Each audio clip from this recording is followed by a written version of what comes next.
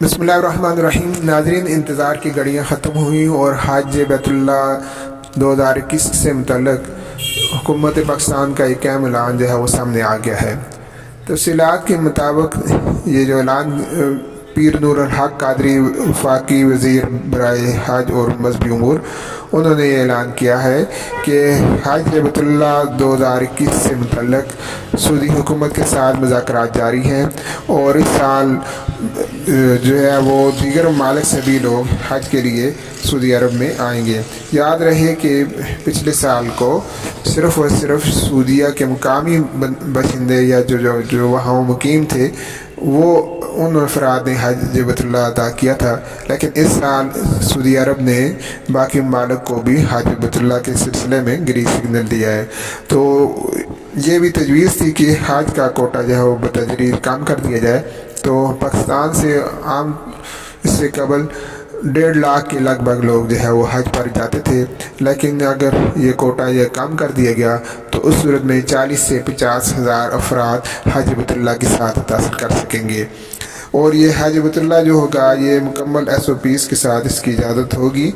और इसके साथ साथ ये भी उन्होंने वाज़ेह किया है कि 20 साल से कम उम्र का बंदा, नौजवान और 50 साल से ज़्यादा उम्र के अफराद जो हैं वो हज बैतुल्लाह की साथ हासिल नहीं कर सकेंगे। तो इस सिलसिले में हज के लिए उम्र की भी हद जो है वो तय कर दी गई है और जिसके मुताबिक 20 साल से लेकर 50 साल की उम्र तक के अफराद हज कर सकेंगे और 20 से कम या 50 से ज़्यादा के अफराद जो है वो हज बैतुल्लाह की सआदत से महरूम हो जाएंगे। इसके अलावा ये भी उन्होंने वाज़ेह किया है कि हज जो है वो मुकम्मल SOPs के साथ होगा और कोरोना वायरस जो कि वबा की सूरत में पूरी दुनिया पे हमला आवर है, तो सऊदी हुकूमत ने भी ये तय किया है कि हज के सारे इंतज़ाम जो हैं वो मुकम्मल तौर पर कर दी जाए, जिसके मुताबिक जो है वो कोरोना के जो SOPs हैं उनका ख्याल रखा जाएगा। और इसके साथ साथ उन्होंने भी ये वाज़ेह किया है कि हज से कबल तमाम आज़मीन हज को वैक्सीन कोरोना की लगानी जो इंतहाई ज़रूरी है और इसके बगैर जो है वो हज नहीं हो सकेगा। तो ये आज की जो अहम जो अपडेट्स थी हज के मतलब ये आपकी नज़र की हैं।